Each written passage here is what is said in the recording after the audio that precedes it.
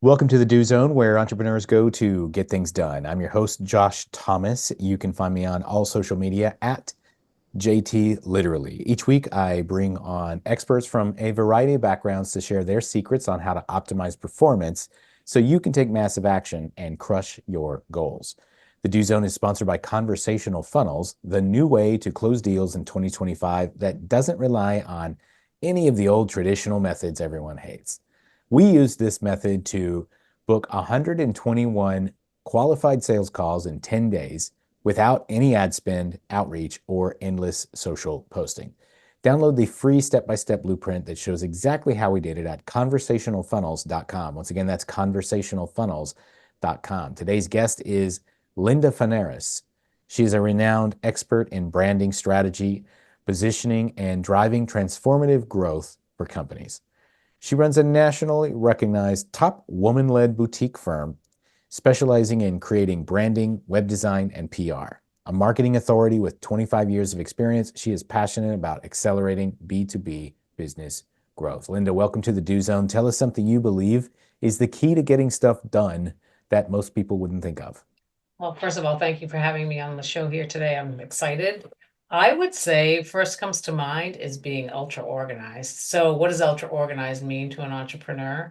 I think it means finding the way that works best for you as far as making sure you're building out strategy, making sure you're putting together lists. So, my strategy is using kind of old-fashioned handwritten notes because sometimes I'll use other methods. I find they don't work as well. So I think continuously building those lists, revising them and updating them to work towards your overarching goals can be absolutely instrumental in growth. There's so many different other things that can also be done as well. You've probably heard of making sure you have a strong vision and mission and all of that and working your way toward those. But I would say if you want to take it at a real basic level, being ultra organized and continuously working toward those goals, Josh.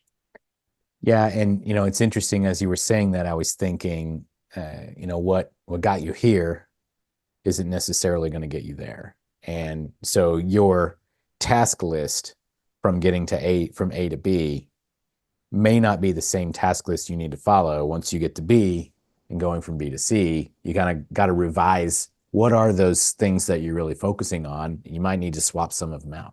Yeah, exactly. And you think about an entrepreneur, maybe somebody who starts a business, right? They may have some initial goals and objectives they're trying to reach, and they're building out ways to achieve those. And to your point, once they get those achieved, okay, what's the next level that needs to get achieved? How can I elevate this company? What kind of things can I put in place that maybe I didn't think of before?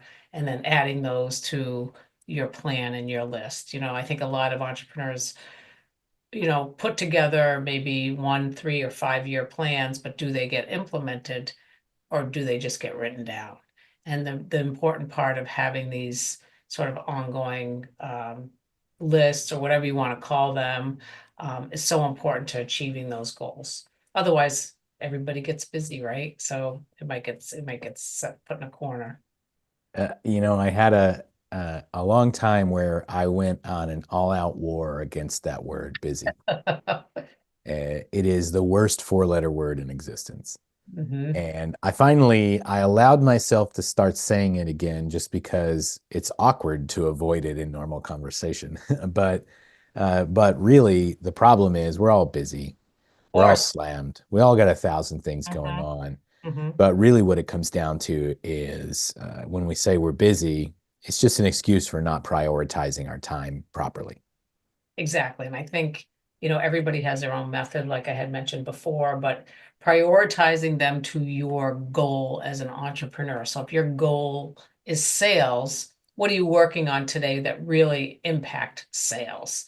Are you finding yourself working on administrative tasks that may not bring value to the company, or are you finding yourself working on new business opportunities? And those are the types of ways to really differentiate so sometimes success from failure. Yeah, it makes a lot of sense. And another thing that separates success from failure in business, at least, is if you have the correct positioning to begin with. And Hmm. this took me a long, long, long time to figure out, and that I can hustle as hard as I want, But if I'm not positioned properly, it's an uphill battle and I'm exerting way more energy than I really should have to. So, talk to me a little bit about the importance of positioning, what positioning even is, Right. and how we apply that in business for success. Yeah, that's a great question, and I think a lot of companies lose sight of that. So building positioning or a unique selling proposition is instrumental to your overall success. It gets you on a different page than your competitors. So what are you trying to do? Let's say you're trying to sell a product and you have a company that sells a very similar product. Your goal is to build out a position in the market that differentiates yourself from them.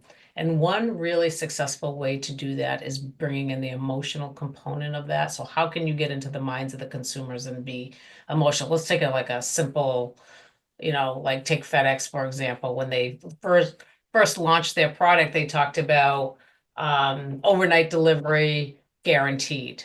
And that was one of the things that they really did focus on. And they delivered on that promise and they continuously delivered on that promise. And that is the positioning that they built out for the success of their brand. And they still to this day follow that. So that's the type of way, and that's an emotional key point to FedEx is that you're guaranteed that. So, Yeah, it's interesting. We're watching this, the History Channel has all these like random documentaries mhm, on just the most bizarre things. And there's one called The Food That Built America. mhm, And so we're watching that right now. And there was an episode about the guys that made pizza popular. And it was at the time, it was Domino's and Pizza Hut. Around the same time, they decided, hey, you guys should eat pizza. And everybody was like, yeah, that's a great idea. And but the thing that stands out to me about positioning was Tom Monahan buys this struggling sandwich shop called Dominic's, and they have like 75 things on the menu, and they're trying to figure out how to get everything out, and they realize, look, we're doing too much. The line's out the door. Let's get rid of everything and just sell pizza. mhm, And then when that got overwhelming, well, the space was too small. Let's deliver it to their house. mhm, And then when that got too hard, then they said, well, let's just get it there in 30 minutes or less. mhm, And it was just a constant refinement of the positioning to where once they got it dialed in, nobody could beat that because they only did pizza and they got it to your house and they did it in less than 30 minutes. Nobody could do that. And that's how they ultimately dominated for at least several decades. definitely. No, and that's a great example because that's how you view a company that positions themselves in the market. They continuously make incremental changes to adjust to a market demands. And then from there, they're building out their strategy that backs that up. And I think making sure you have a really solid position in the market is key because then you can go up against a competitor. And if you create an emotional connect with them, by developing what the emotional unique selling proposition is, it never leaves their mind.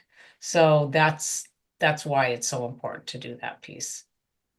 So let's talk a little bit about branding because I think that this is something that I think gets lost on people sometimes. Like, the gut reaction that I have when somebody's talking about their branding is like their logo and their color schemes and all of these things. But branding, I know, is so much more than that. So could you just talk to us a little bit first about what is branding Mhm. and how does that impact our ability to grab market share? Yeah, I know that's a great question too. So from a real expert opinion, branding and messaging unite. They marry. They're one and I don't want to say they're one and the same, but they work together. So when you build a brand, that is not a logo. And a lot of companies think a brand is a logo. That is not the case at all. A brand is an identity, a look and a feel for your company, your product, your service that you build out to push out to the market. And with that said, what you're doing is every single touch point that you have, whether it's social media, email marketing, your website page, has the exact same or very similar look and feel. And you're able to, with ideally the same messaging, of course, because you're able to make the connection. And if you really want to simplify it in layman terms, if you think about all of the information that comes to you on the daily basis, and if Millennium Agency is coming at you with one look and feel and then another set of colors and then another message, you're never going to digest or absorb anything about Millennium Agency. But if you see the same thing, you hear the same thing over and over again, it creates a very powerful communication strategy that you're able to absorb and remember and digest, particularly if you tie it into a unique selling proposition that has that emotional connect.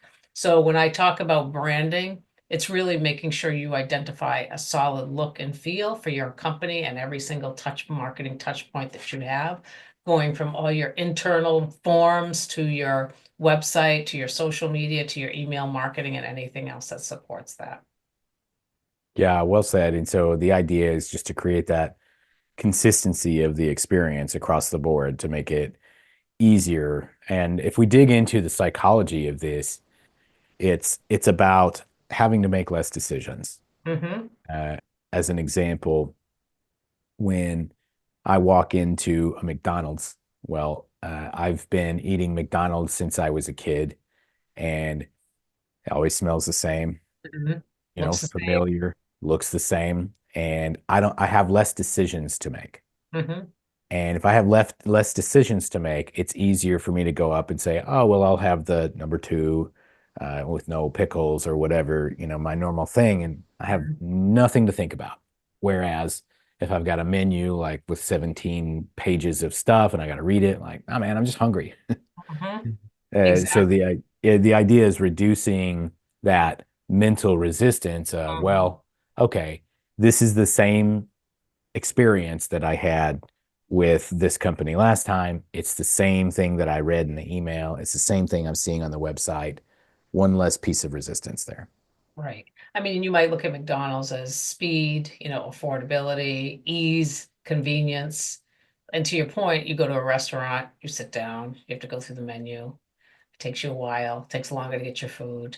So your maybe top of mind is McDonald's as an example, because already you're attaching an emotional feeling toward McDonald's within the context of what I just spoke about earlier. So that's what you're trying to build when you try to build out your brand. It's really building a feeling, it's building a look and feel that ties into that feeling.